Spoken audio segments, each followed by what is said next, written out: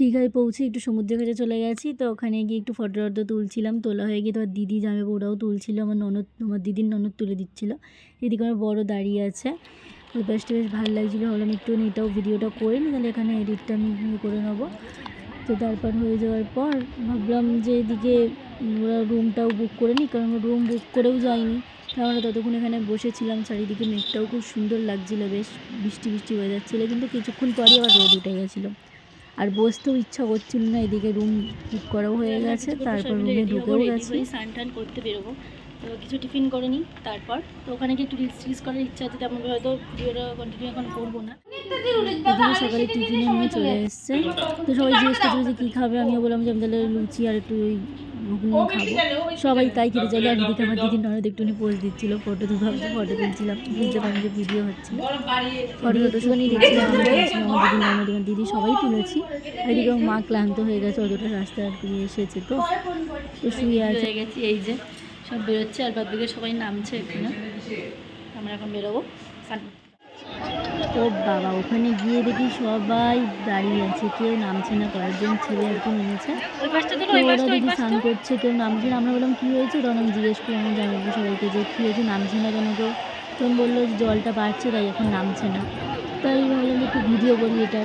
আর কী করবো, বসে বসে রিলসও করছিলাম না তখন, অত করে মাঝখানে রিলস করতে একটু লড়তে লাগছিলো। তো এইদিকে দেখো দূরে সবুজ ঢেউটা খুব জোরে জোরে আসছিলো, দেখুন অতটা ক্যামেরাতে বোঝা যাচ্ছে না। সবাই ওখানটাতে বসে, পাখিদের ওখানে বসেই ভিজে গেছে, তো ওখানেই বসেছিল সবাই।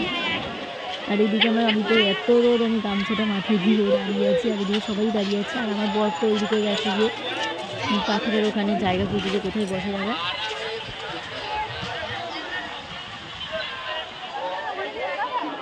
এদিকে আমি আর আমার দিদির ননদ একটু ওই দিকে যাচ্ছিলাম, একা একা যেতে আমার ভয় লাগছিলো আর কি, তো আমাকে ধরেই নিয়ে যাচ্ছিলো। তারপর আমার দিদিটা তো কোনো নামেনি, দিদির ছেলে তো নামার জন্য কি করছে, জল দেখে ও একটু জল ভালোবাসে, একটু লাফাতে ভালোবাসে। তোমার জানো তো তখনও নামেনি, আমরা তখন সবাই নেমেছি। আর এদিকে ভিডিও করছি দূর দিয়ে দাঁড়িয়ে দেখে মনে হচ্ছে কাছ থেকে বলছি, কিন্তু ভিডিওটা অনেকটা দূর দিয়েই করেছি।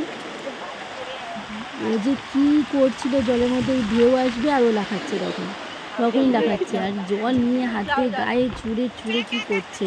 এইগুলো ভিডিওগুলো আর করতে, যেমন ফোনটা আমি স্নান করছিলাম আর ফোনটা মায়ের কাছে ছিল।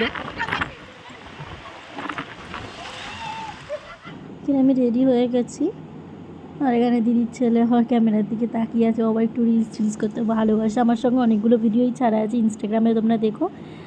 আর এদিকে সবাই ভিডিওটা আর করতে পারিনি, আর এদিকে তোমাদের সঙ্গে মেনু কার্ডটা শেয়ার করলাম।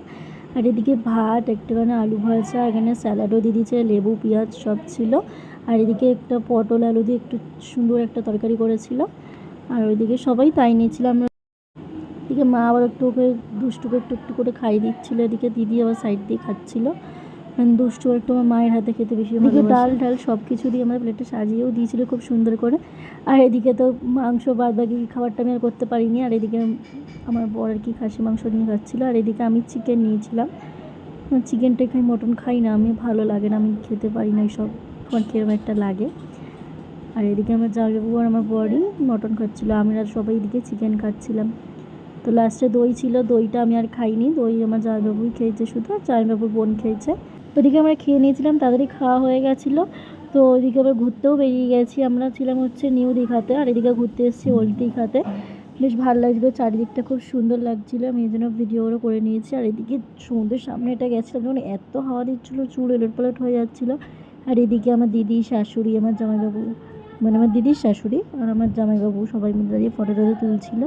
তারপর চট করে আমরা হোটেলে চলে এসেছি। নিচে গ্রাউন্ড ফ্লোরটা তোমাদের অতটা শেয়ার করিনি, তো এখন দেখো চারিদিকটা একটু ঘুরি দেখাচ্ছি, খুব সুন্দর নিচটা। যদি ভালো লাগে অবশ্যই তোমরা কমেন্টে বলো, আর ভিডিওতে লাইক করতে ভুলো না।